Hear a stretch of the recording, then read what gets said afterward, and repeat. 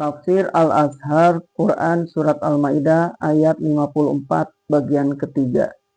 Maka apa yang dibayangkan tentang orang yang murtad pada ayat di atas tadi memanglah terjadi.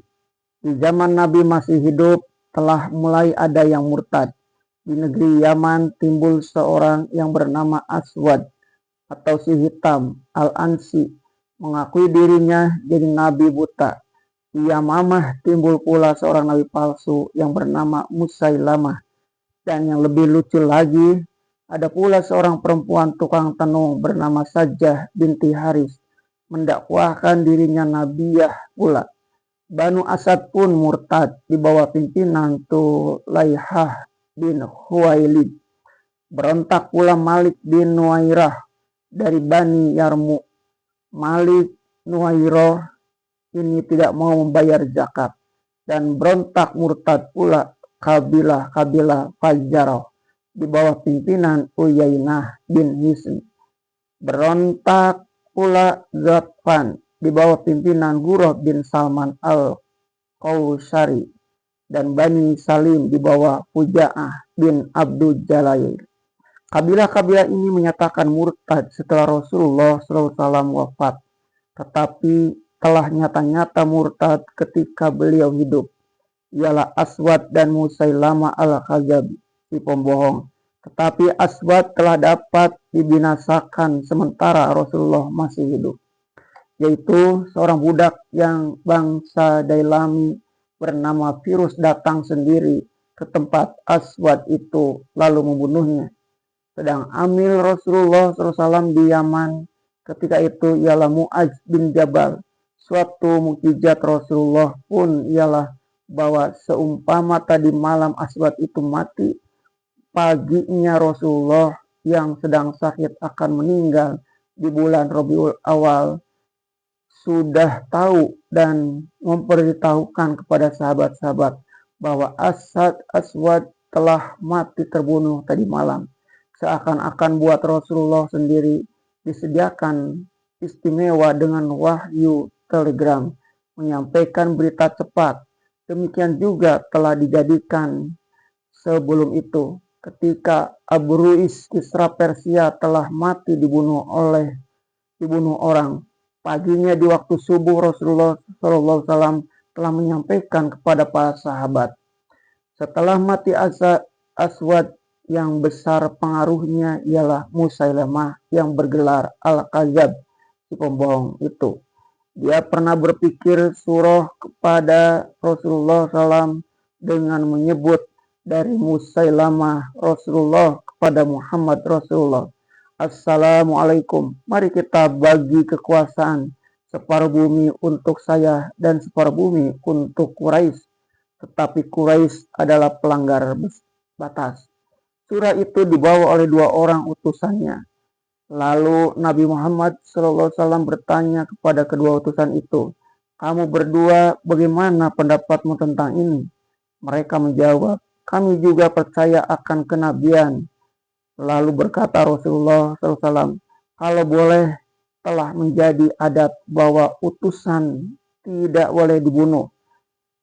Telah aku potong leher kalian. Lalu beliau suruh bikin surah balasan kepada Musailamah itu.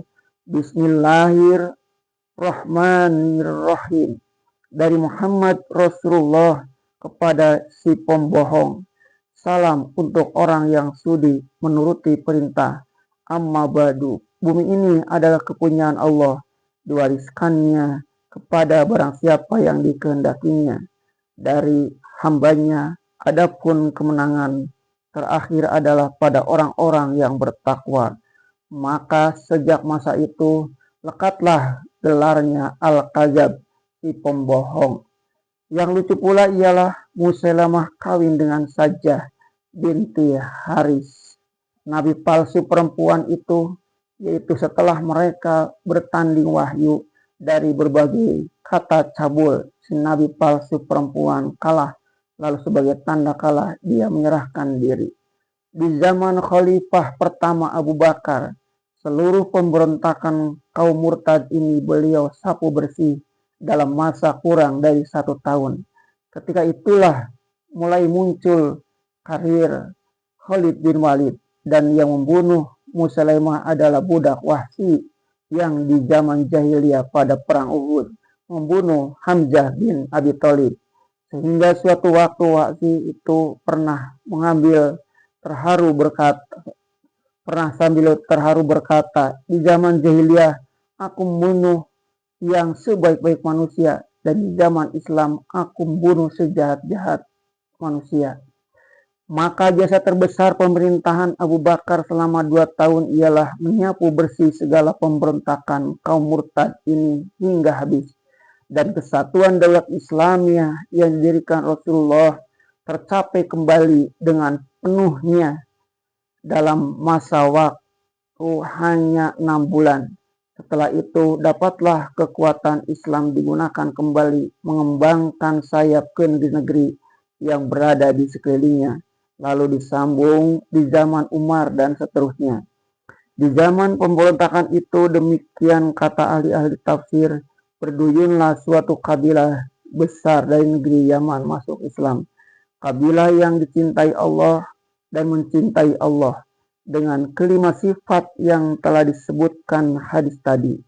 Kabilah yang baru masuk itu berduyun-duyun datang ke Madinah menyatakan taat setia, bernama kabilah Asy'ari, yaitu kabilah dari seorang sahabat Rasulullah SAW yang terkenal pula namanya, yaitu Abu Musa al-Ansari.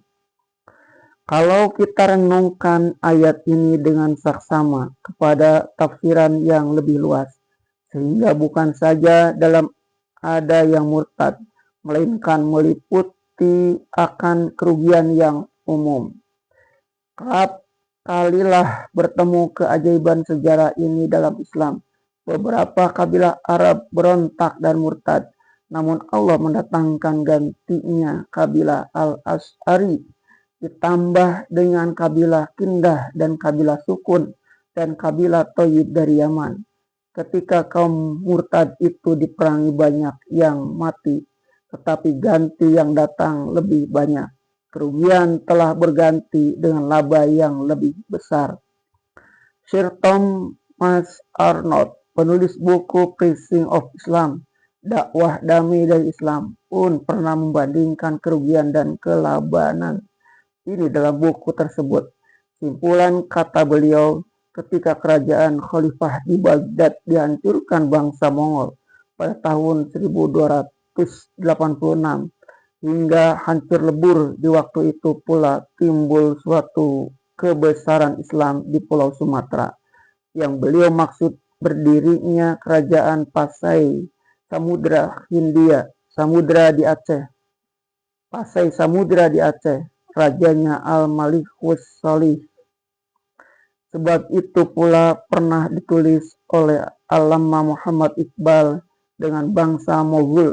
Nenek moyang bangsa Moghul itu dengan Genghis Khan dan Hulagu telah menghancurkan negeri-negeri Islam menjadi puing-puing. Tetapi anak cucu mereka telah terkena oleh nur al-Islam sehingga mereka menjadi pahlawan-pahlawan Islam. Anak cucu Genghis Khan yang telah mendirikan kekaisaran Mongol yang besar di Hindustan itu, dengan Akbar Jahangir, Shah Jahan, dan Aurangzeb. Tentang kerugian dan keuntungan ini teringat pula penulis tafsir ini akan perkataan Mufti Palestina yang terkenal, Sayyid Hajj Amin Al-Husaini, ketika penulis bersama teman penulis saudara Asad Fahil sampai bertemu dengan beliau pada bulan Oktober 1950. Dengan penuh semangat ini, di antara lain, beliau berkata, aku telah rugi besar karena Palestina direbut Yahudi dan lebih dari 1 juta orang Arab kehilangan tanah air. Tetapi Allah telah mengganti kerugian ini dengan laba yang lebih besar, dengan bangsa pemeluk Islam yang umumnya berjuta-juta menyampai kemerdekaannya, yaitu Indonesia dan Pakistan. Kita berdoa kepada Allah, moga-moga